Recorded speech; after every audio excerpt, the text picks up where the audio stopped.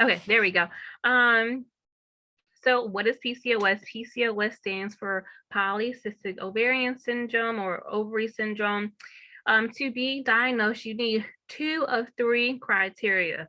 Um, the first one is having irregular or absent periods, and we really should be getting our cycle every month. If you're in that reproductive year, which is usually early teens, to like in our 30s and 40s, depending, and maybe in even 50s, depending where your body, your genetic disposition is, that's the time you should be having a regular cycle.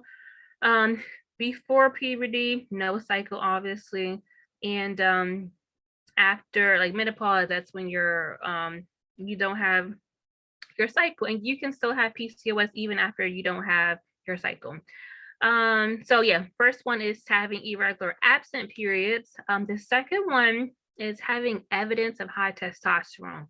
So evidence meaning like either through your lab work or like visibly on your body. So some of the symptoms, facial hair, like the male pattern hair growth, one of the symptoms that I hate that I have, or like chest hair or like leg hair, like anything that's more a masculine hair growth that's associated to PCOS having the high testosterone.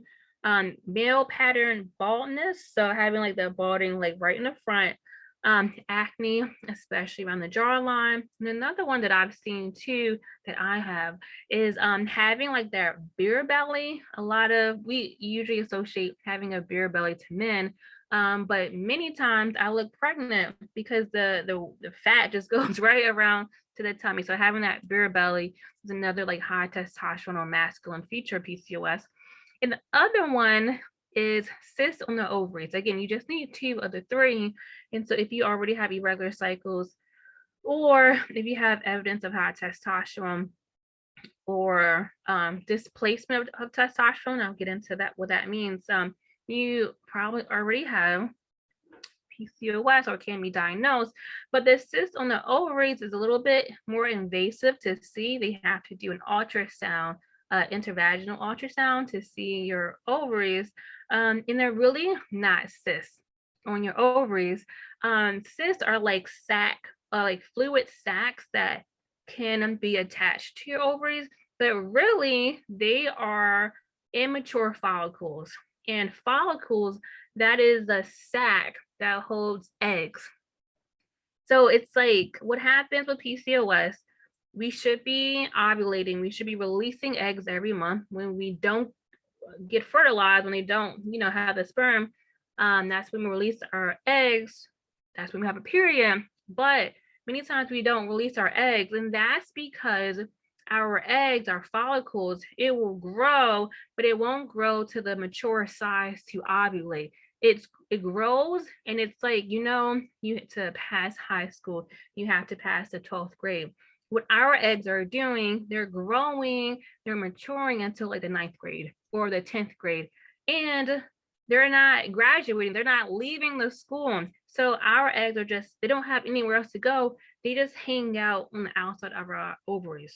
So they're not cysts. They're not like really cysts, because like cysts can like rupture and like be super painful. They are just immature follicles or eggs that have not been released yet. How freaking crazy is that? I did not know that until more recent. Well, after I gave birth. That's why we're not having the cycles. That's what the cysts are on the ovaries. And obviously that just means PCOS, polycystic. That is a misconception. We do not have cysts on the ovaries. I mean, we can, but that's not what they're referring to. So super stupid why it's called PCOS, but I prefer the name at this point. So I want to talk about next the symptoms of PCOS. And I'm going to list a few, and it may sound like a long list of PCOS symptoms, but I feel like there's much more PCOS symptoms that like we can't always identify, because usually we're thinking about the cyst or the eggs on the ovaries, or we're thinking about the like masculine features, we're thinking about the weight gain. But there's other symptoms of PCOS that we kind of overlook, that we don't know its association to PCOS. because we just think this is just a part of us. Um, so in no particular order, infertility is a symptom, hair loss, acne, facial hair, or that masculine unwanted hair, gut issues, or like digestive issues. And this is one of the symptoms that I have, and I didn't know that it was associated with PCOS. So PCOS has an association to like not having good gut health or bacteria. And well, so like sometimes when I'm done eating, I just run to the bathroom, and that's because the my gut situation is just not where it should be. It's not in a healthy situation, and that's because of the PCOS. Super crazy. Um, Easy to gain weight, super hard to lose weight, having dark patches of skin, and that's really a good indication of that insulin resistance that I'm going to be talking about. A lot of people with diabetes will have like dark skin, and I actually have a little bit of it too. When I was pregnant with Raven, my neck was like really getting dark, but that's the association to that insulin or diabetes. And when I was pregnant, I did have gestational diabetes.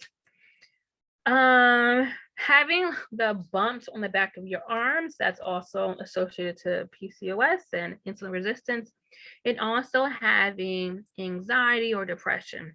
That's also associated to PCOS, as well as having eating disorders. That's associated with PCOS. That's one of the symptoms. And some things that we don't talk about either is like having low confidence or low self-esteem. I am unfortunately one of the women that go through moments, or I have gone through moments where I just have not felt feminine, and I just have not felt like a woman. I felt less than a woman. I mean, let's be real, having facial hair and not having a period, not being able to get pregnant and not feeling pretty, just does something to your self-esteem and the confidence. And I do think I'm a beautiful woman, but again, having like looking in the mirror and seeing extra hair, or like when other women are talking about their periods and their cycles, and it's like, oh well, I don't have that. That definitely took a toll on me. And I'm sure a lot of women with PCOS also go through that too. Now, long-term effects of PCOS that usually gets missed too. We are more likely to have cancer, especially like uterine or like your endometrial cancer. And that's because we don't regularly shed our lining in our uterus, and cancer cells, if there's a bad cell and we don't release it, then it's more likely for that to grow and grow and grow and grow. And if we're going through months to years without getting a cycle, and for me, I mean, before I would take infertility drugs to get pregnant, I think I didn't have a cycle for over a year, like just no flow going on at all. So yeah, we're more at risk of having cancers, diseases, and also diabetes, because diabetes and a lot of this other stuff, there is a link between insulin and as well with the PCOS. So yeah, I know like having facial hair sucks, being overweight sucks, but I will take that any day than having cancer and diabetes and having a disease. So yeah, there's really like long-term effects that really sucks with PCOS, or just like really can take years off your life.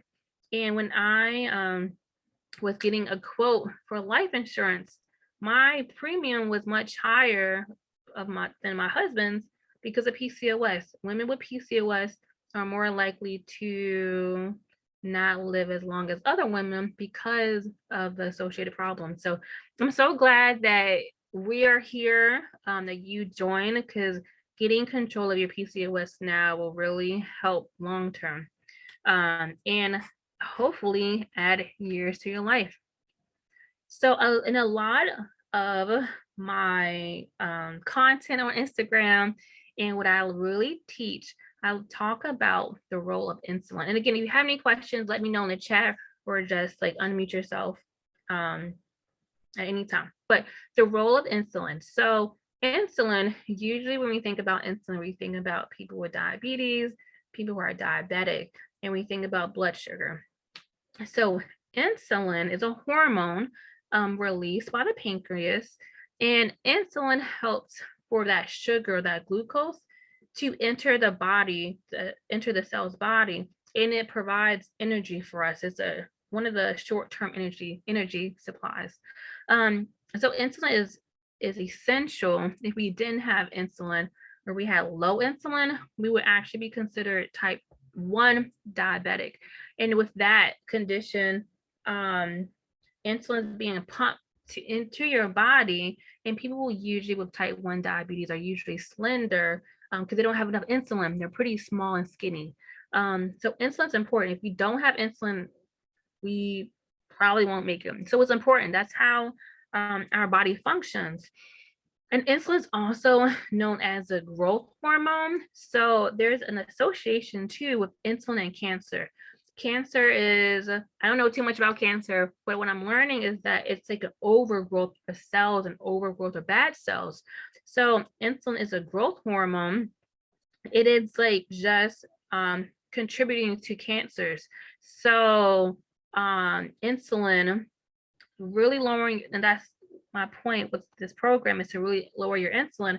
But it has been shown if you can lower insulin, many times you can like kind of help to put cancer in remission. Insulin is also known as the fat storing hormone. So the more insulin that you are pumping that is being released in your body, more likely you're going to gain weight. In PCOS, we have high levels of insulin. And when we have high levels of insulin, I'll talk more in depth in a second, but when we have high insulin, that lowers the hormone, sex hormone binding globulin. And I'm getting pretty technical, but the sex hormone binding globulin, that is like the usher or the escort to testosterone. Sex hormone binding globulin that takes the testosterone hormone and it tells it where it's to go. Because as women, we do need testosterone. It helps with sex drive and just like how our body functions. But if insulin is getting rid of that escort, then sometimes it's not that we have too much testosterone, it's just a displacement. So instead of testosterone going where it's supposed to go, maybe going towards your sex drive or another function in your body, is going to your facial hair, and that's why it's growing. It's going to your hair for that balding, is going to the acne. And in like severe cases, some women actually have like deepened voices because of the high testosterone or the testosterone that's going the wrong places. So, and then also with that, having high testosterone, that can mess up the LH and the FSH hormones. So LH and FSH, so LH stands for luteinizing hormone, and FSH stands for follicle stimulating hormone. So remember in the beginning, I was talking about how we have these immature follicles that's grown, that are on our ovaries. We need the hormone FSH to grow it. But if there's too much testosterone, that does not tell FSH to, grow these eggs. And if we grow the eggs to the right size, that's how we'll be able to release it. So it's just like it's a chain reaction. High insulin decreases sex hormone binding globulin, which makes testosterone to go wherever it wants to go. And that's what's causing the symptoms, and that's what's causing the irregularity in our cycles. So what raises insulin? So if we know that insulin is an issue, then we need to lower it. And I will say too, a lot of women with PCOS, we do have, it's easy for us to gain weight. We're usually overweight. I think 70% of women with PCOS are overweight. But there is something called lean PCOS, where many women with PCOS are not overweight. They're actually like pretty skinny or pretty small. And that's because, well, they still have high insulin, if you believe it or not. So for them, on the outside, they may not be overweight. They may not have like a lot of fat on their bodies, But if you do an internal scan, you will see like your organs with like the fattiness on it, like fatty liver. There's something called fatty liver disease. So like you can see the fat internally, and that's not good. Um, but for us, so that's the lean PCOS.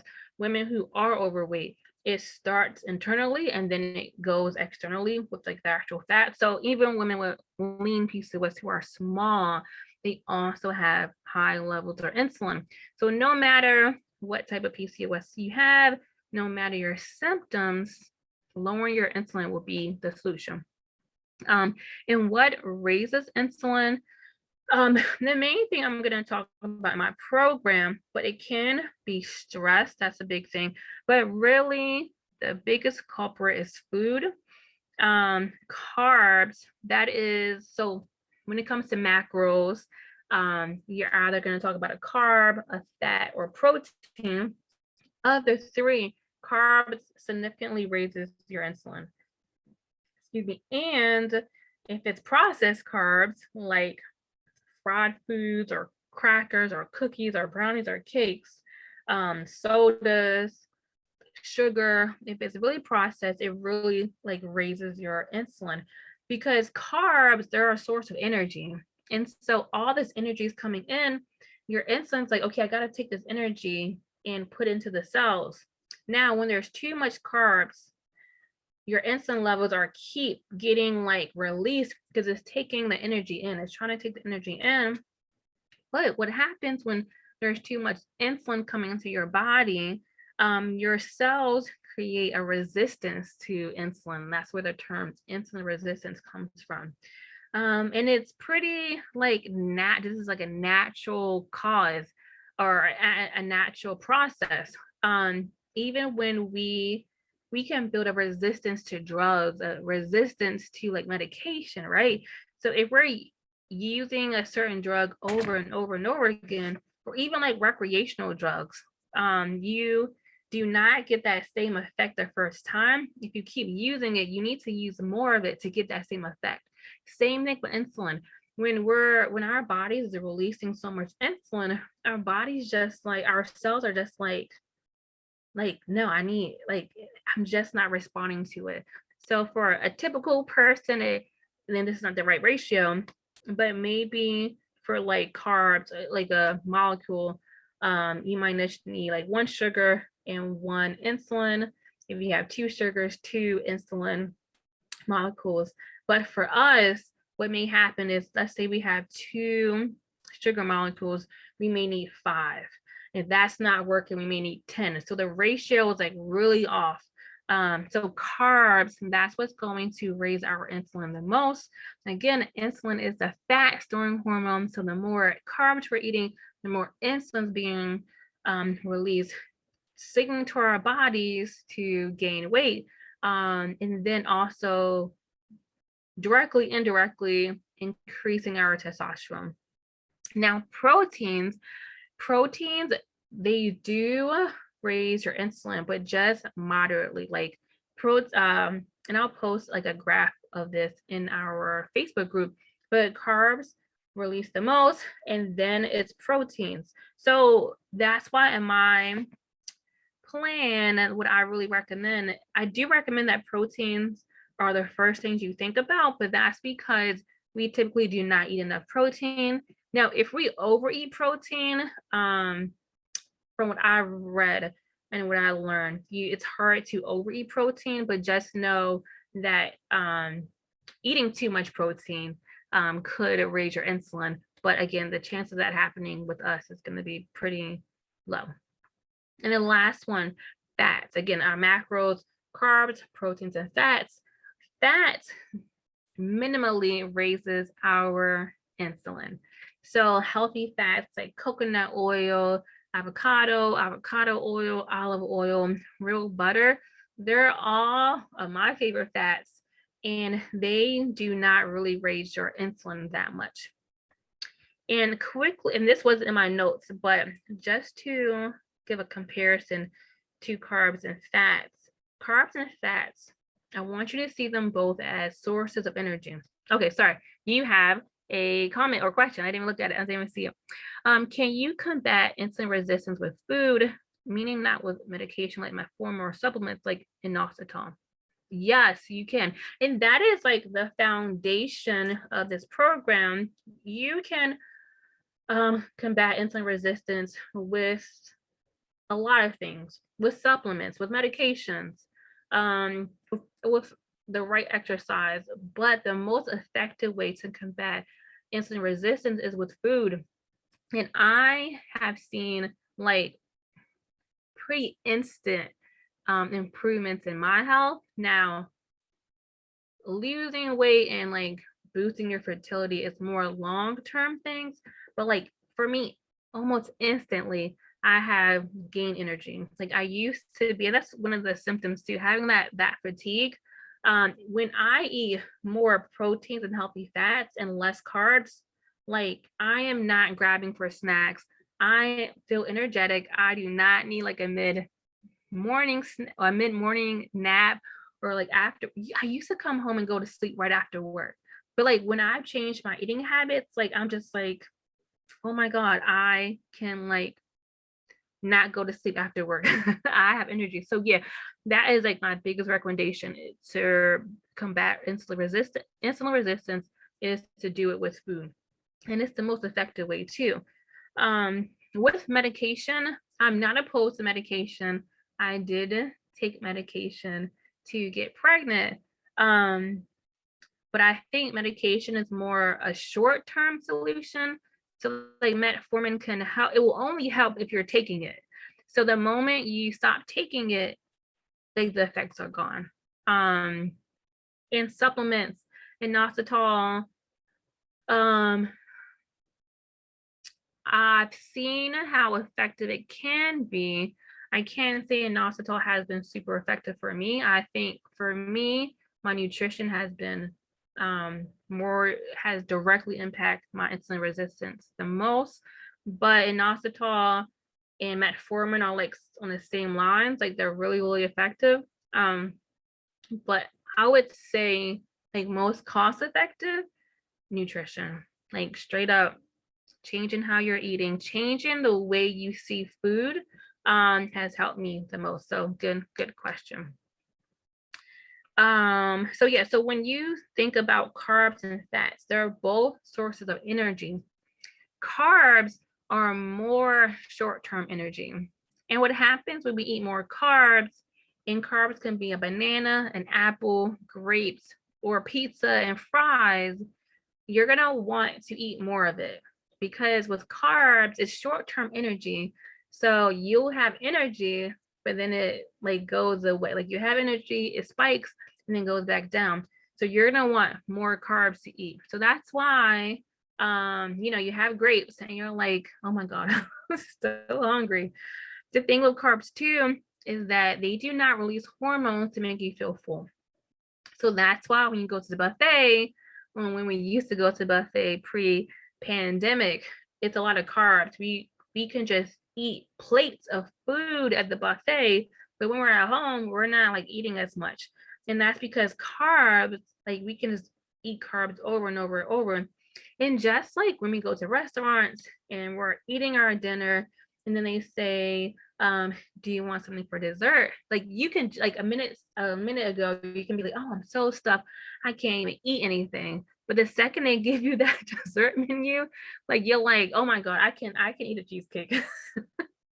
And it's because of those carbs. The carbs is so addicting and it does not make us feel full. On the other hand, fats will give us long-term energy. So your energy will go up and it goes back down.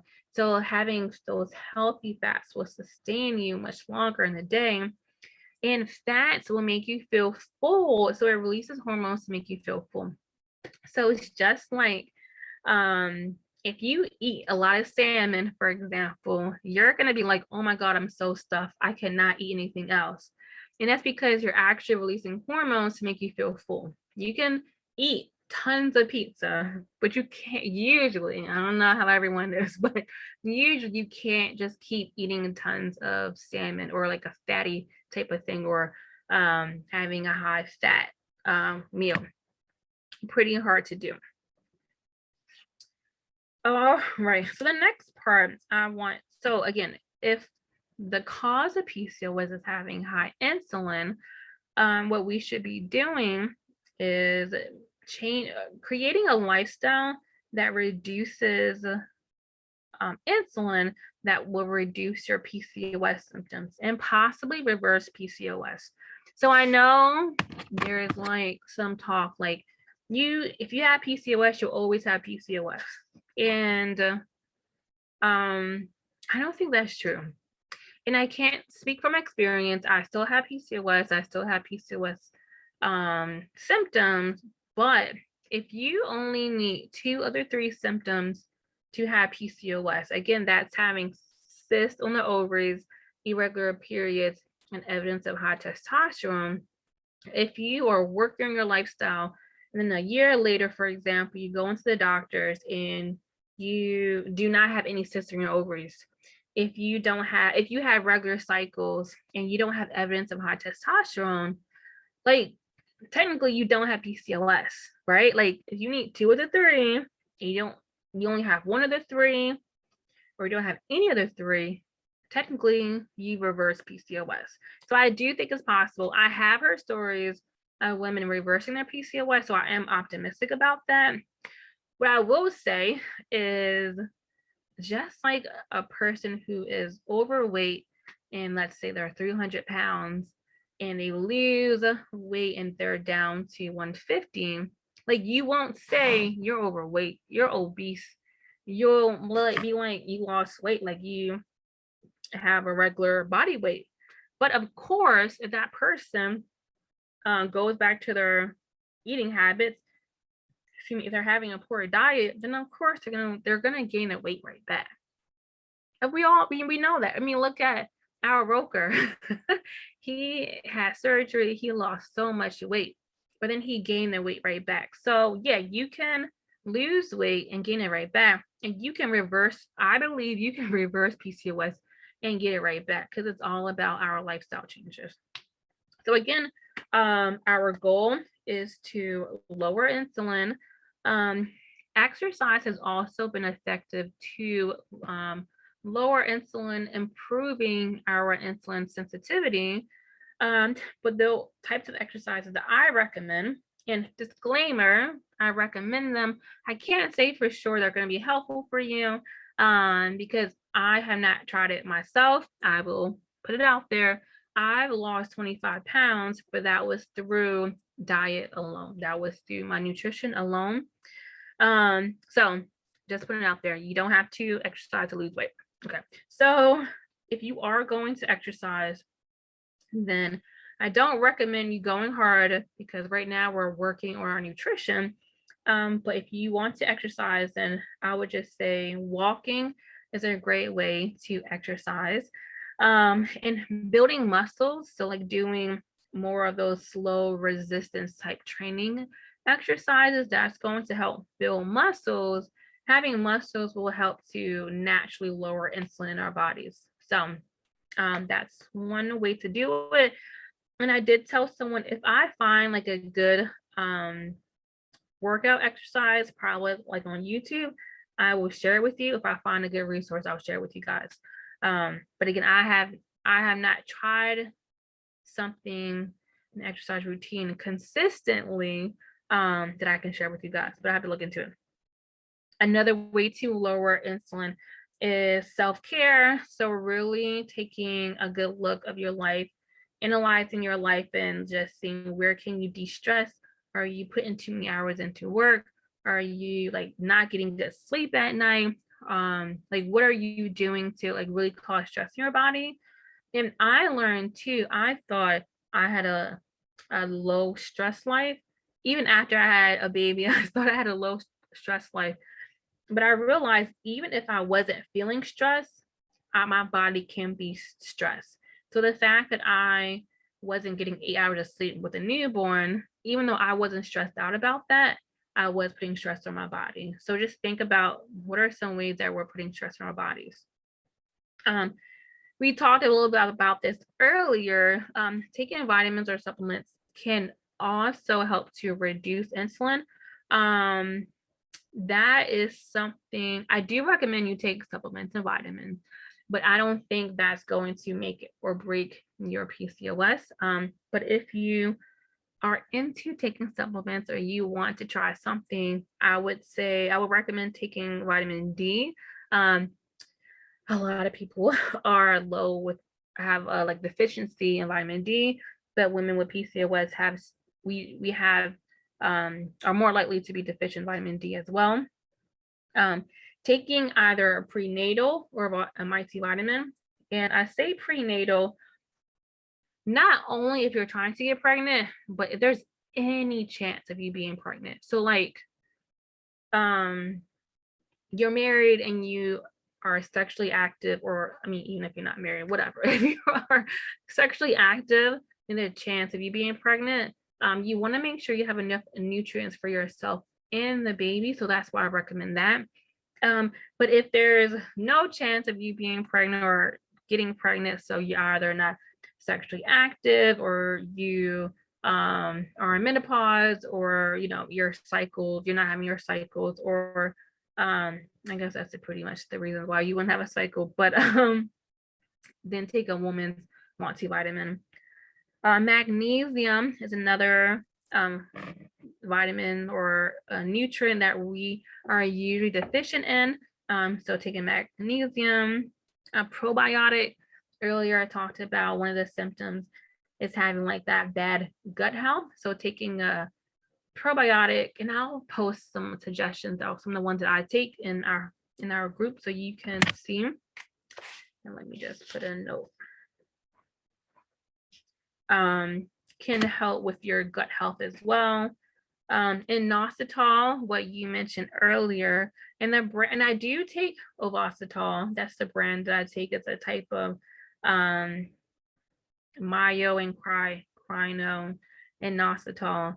That has really shown to help with your insulin resistance. So I do recommend that. And a lot of women too are deficient in iron, and I'm actually anemic. So iron pills may be helpful to you as well. I would say iron, you should probably get labs done to see if you are deficient. I'm going to say probably most likely we all have some type of deficiency, but see how much you should be taking. So yeah, and I'll post some labs in the group too that may be helpful. All right, so getting back to the nutrition, again, the biggest thing that I really think that can improve your insulin resistance is your nutrition.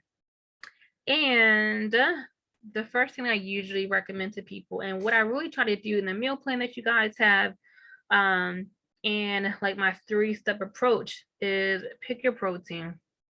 Pick a protein like chicken, fish, shrimp, let's see, pork, beef, whatever your protein type is. And I recommend animal protein. I know some women do not recommend animal protein. They usually go for like a more vegan or like fish or shrimp option.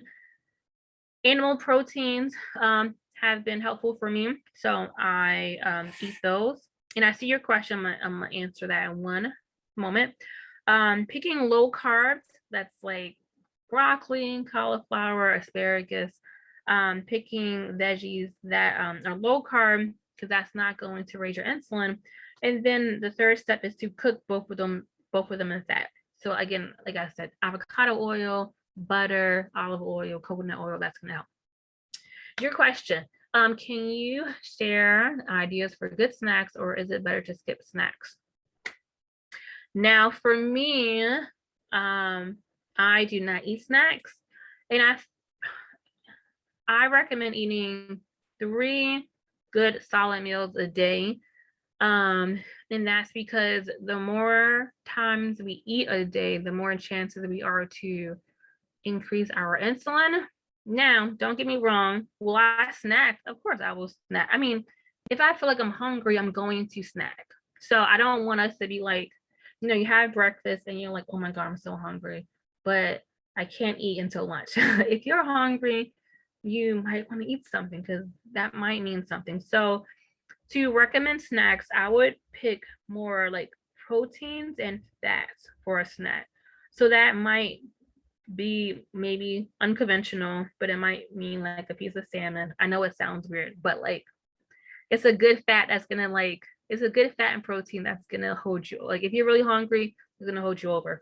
So fats, salmon, chicken wings.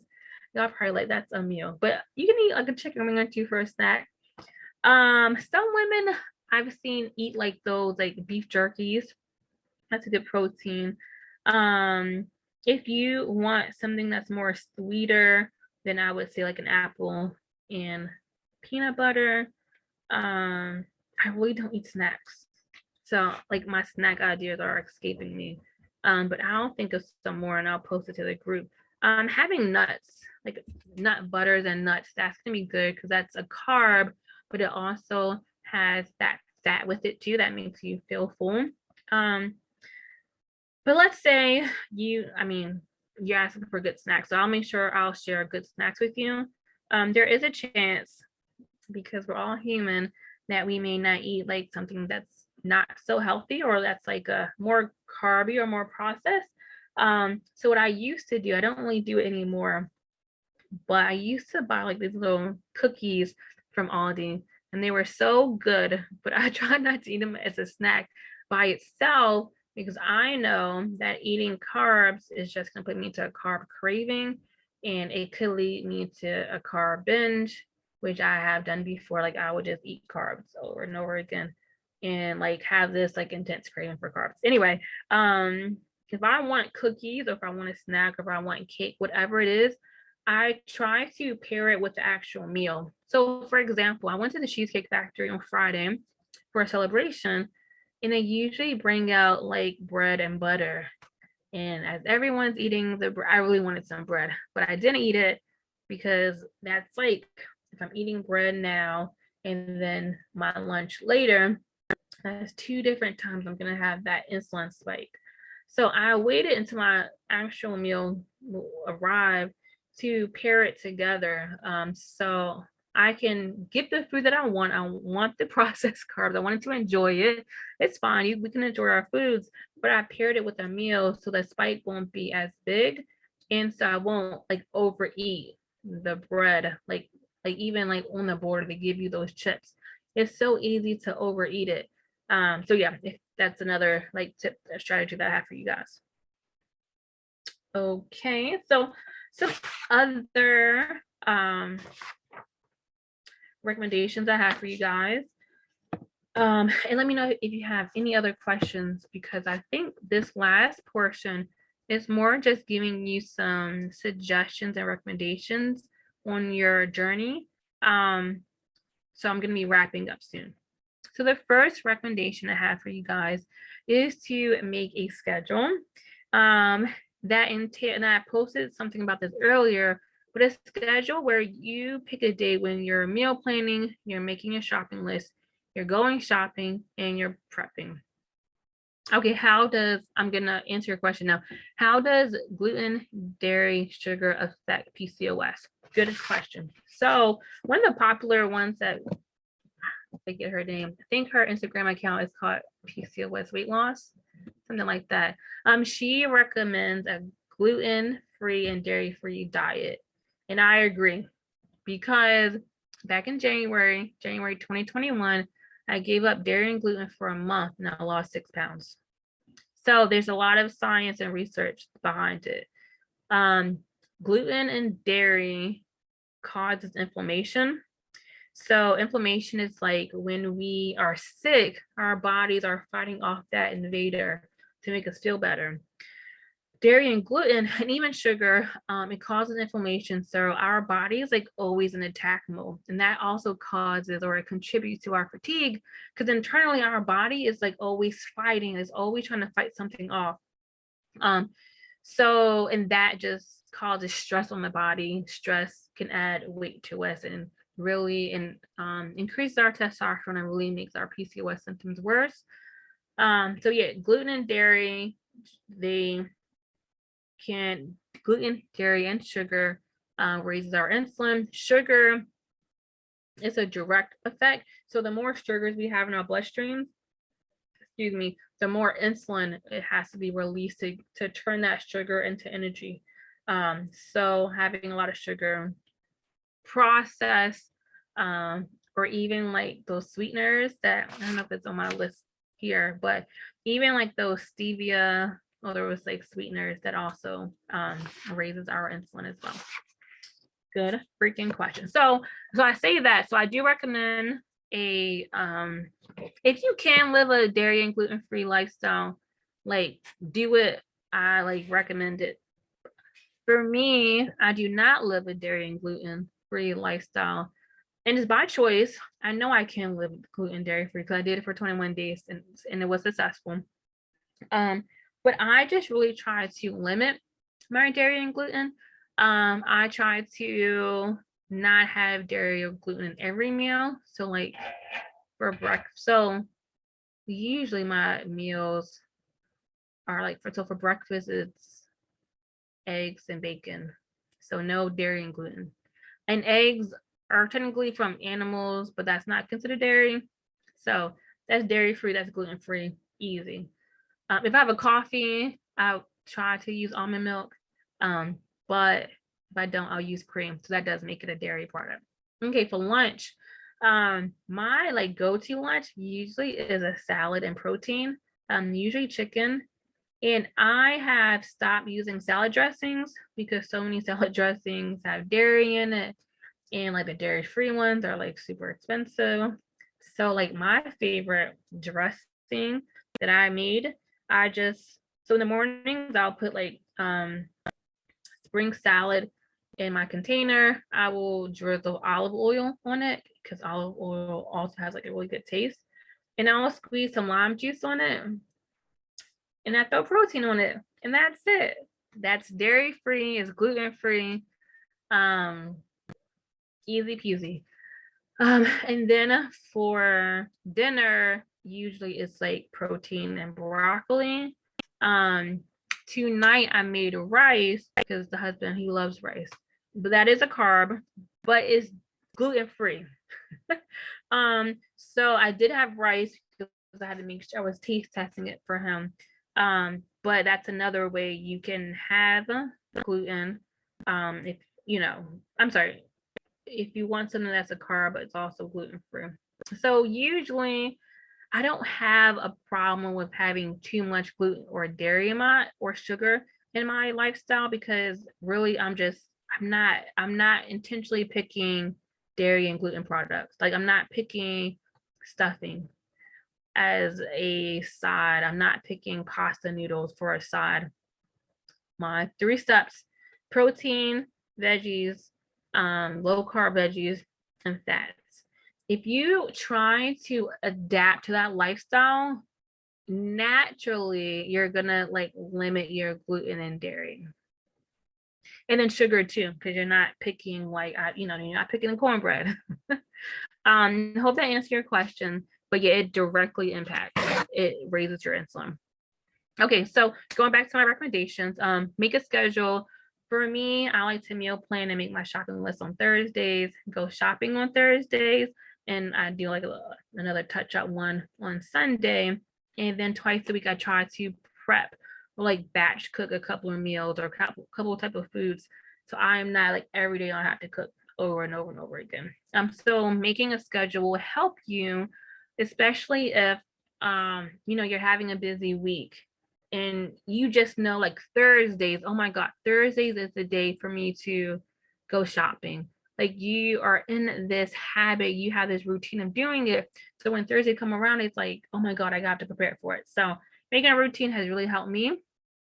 The other recommendation is you can be the only one who eats differently in your household. So for me, I don't know why, maybe because I'm like not new, got married in 2017, but I really thought that me and my husband, his name is Charlie, we had to eat the same food. Like we had to have the same meal.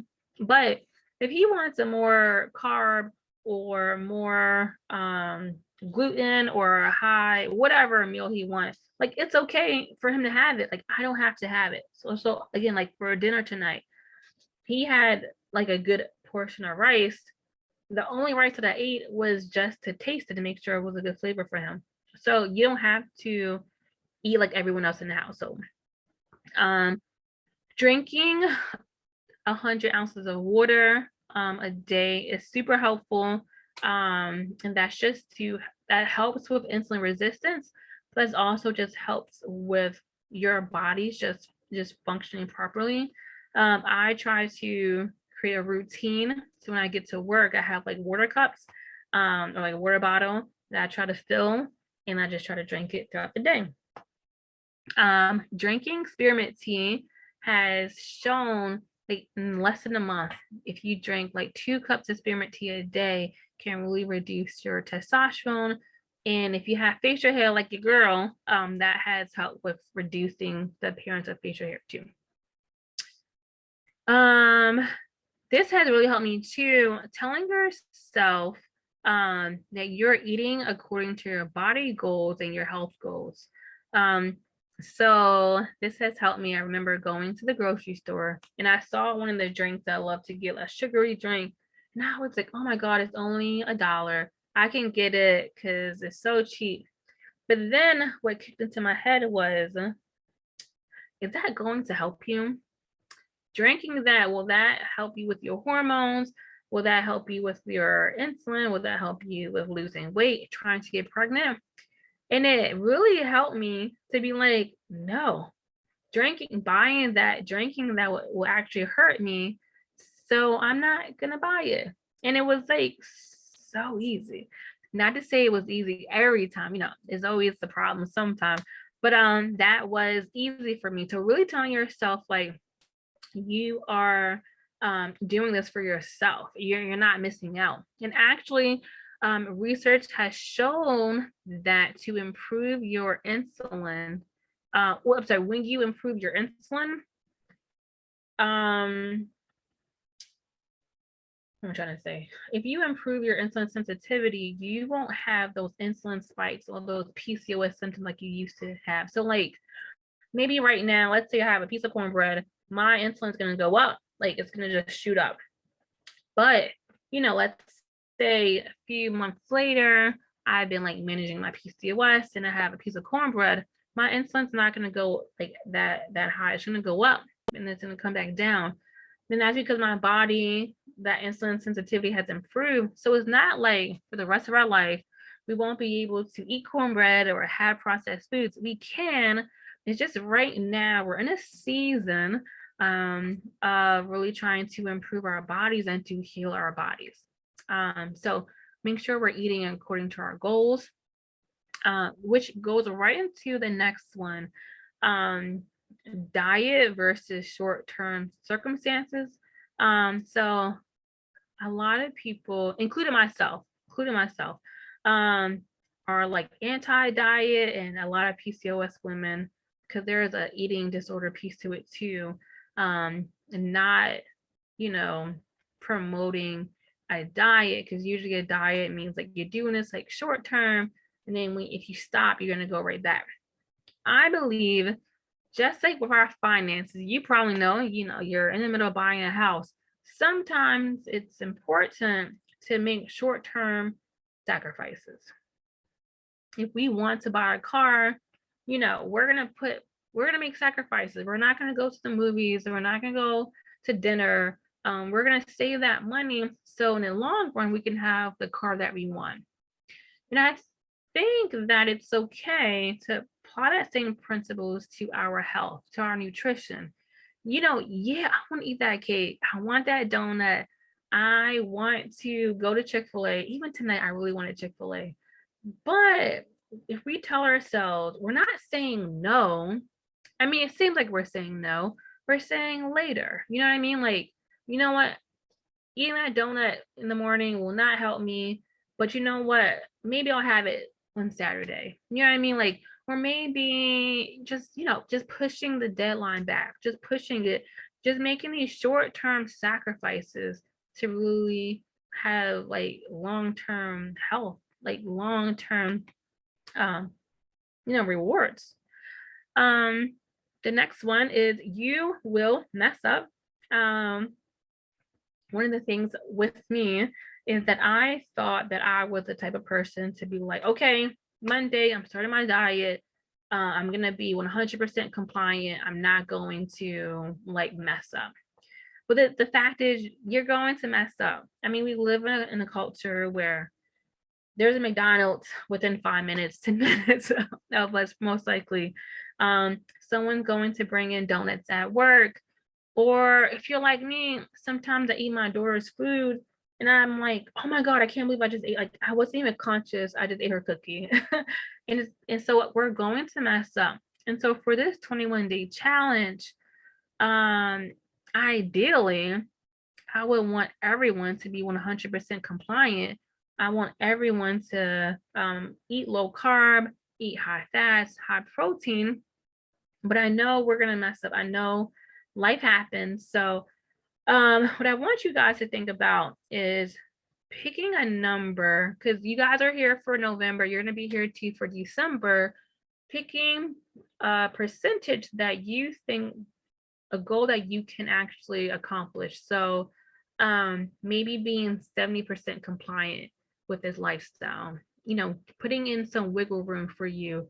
Maybe being 70% compliant in November. Yeah, that's awesome. And you're going to be here now, but then December, you're going to take it up a notch. And then in December, you're going to be 80% compliant. Oh, thanks for the thumbs up. And then maybe in January, because I'm planning to host this every month, this 21-day challenge. Maybe December, take it up a notch again, and you're 90% compliant. But just like, figure out where you are, and like just know you're doing great, even with your mistakes. And quick story. Last week I had Chick-fil-A, and it just did not agree with me, and I had to run to the bathroom afterwards because of number two. And I really did regret getting Chick-fil-A because I just really did not, it's not sit well with me. But at the same time, I don't regret it because now I learned from it. Like tonight, I really wanted Chick-fil-A, not because I didn't have dinner plans. I knew I was going to cook for dinner, but just because I wanted it. But then I reminded myself, like, girl, what happened the last time you had Chick-fil-A? You had to run to the bathroom. And then tonight for dinner, we had chicken wings and broccoli. That was pretty much what my meal was. And hubby had the same thing with rice. No bathroom runs. Like, I made a good decision. So when we do mess up, our mistakes should help us to learn from it. Okay, last thing is you do not have to eat the same thing every single day. That was one of the reasons why I did not want to meal prep, because I see, the chicken, broccoli, and rice containers, and you make 10 of those meals a week for all lunch and dinner. I was like, I don't want that lifestyle. But you don't have to have that lifestyle. I have, to be honest, I have seen that I have done well, and I do well eating the same thing, like over and over. So occasionally I will have the same thing for lunch on Monday through Friday. I don't mean to, but I like what I like, and I don't change up. For the meal plan that I provided for you guys, I typically will have 3 options for lunch and dinner, and usually you'll eat it a few times a week. And that may work for you, it may not work for you, but you don't have to like be super strict to your to your meal plans. I try to make it where you can if you don't want salmon and broccoli together, then eat that broccoli with your shrimp, or eat that shrimp in your salad together. So like you can switch it up. The point is not eating the same thing every day. My point, the goal is to lower your insulin, and to do that, having low carb veggies, having fats and proteins will do that. Ta-da! That's everything I really wanted to share with you guys tonight. I did what I would do real quick too, if you need to log off, just go ahead and log off. Again, you can catch it in this replay. But I did have some questions before the challenge started, and I already answered the question for some of the ladies, but since I answered the question individually, but I'll answer it in a group so everyone can hear it. Someone asked about protein shakes. I do not typically drink protein shakes. I'm not against them. I try to eat like whole foods, real foods, and protein shakes are just like a common, it's processed obviously because it's powdered and it was mixed somehow. Anyway, I'm not against it, but I don't typically take protein or drink protein shakes. But if you're going to have protein shakes, I recommend you staying away from whey protein, WHEY, that has dairy in it. And we talked about this a little bit earlier, that dairy can cause inflammation and that can increase your insulin. So maybe not the best thing to have. If you're gonna have a protein shake, try to choose like a vegan one. I think they would be better on our digestive system and you will still get that protein. And try to pair it with like water or a non-dairy alternative. So like almond milk, coconut milk. I don't recommend soy milk. So soy has shown to mimic estrogen and that can like throw off our hormones even more. Also with protein, you can add fruit to it. But I just want you guys to remember fruit is a carb. Berries are the best type of carbs that won't really raise our insulin. But fruit generally will raise insulin. So if you're pairing, you just have to be careful about like how you're pairing it. If you're gonna have proteins and carbs, like that's fine, but just make sure you have like a good amount of protein in it. Veggies are a carb. If you want some healthy fats in your protein shake, maybe consider throwing in a half avocado. Or what I would do sometimes, what I used to do, what I would do for some drinks, I want some fat in it, I might drizzle some avocado oil in it. I know, sounds weird. Or like olive oil. That will give me some fats in that. Tea and coffee, they are caffeinated beverages. Coffee, and I think just caffeinated beverages, they have shown if you drink that on an empty stomach, like if that's the first thing you have in the morning, that can throw off your blood sugars and your insulin levels throughout the day. So I would recommend having like the least amount of caffeine as possible. If you are going to have caffeine or tea or coffee in the morning, try to have it with your meal or after your meal, because that will reduce the likelihood of you having like messed up sugar stuff a day. Even if you're having like a low carb diet, caffeine, the tea, and the coffee can still throw off your levels. And we talked about dairy and gluten already. The next one is fruit. Fruit is a carb. It's a source of energy. You can have pineapple and watermelon and melons and all that fun stuff. But again, no matter what the carb is, if you have fruit by itself, most likely it's going to still make you hungry. Possibly you go into a carb, like a binge, carb binge. Crave carbs. So if you're gonna have sugar, if you're gonna have fruit, make sure you have it with your meal so you can feel full from that fats and proteins, but still get that sweetness. Okay, I shared everything on this. What I'll do too, when I was typing up my notes, I was like, this would have been bomb. This would have been a bomb PowerPoint, and I talked about it a lot. So what I'm gonna do, I probably will share my notes with you guys, or make it into a PowerPoint. The notes will probably be easier since I already have it typed up for you. So I'll probably share that so you guys can see and hear and listen to everything I was talking about today. Okay, I'm going to stop the recording. So thank you guys for watching. And I'm not gonna log off yet. I'm just gonna pause the recording. Oh, you're very welcome. And let me just see.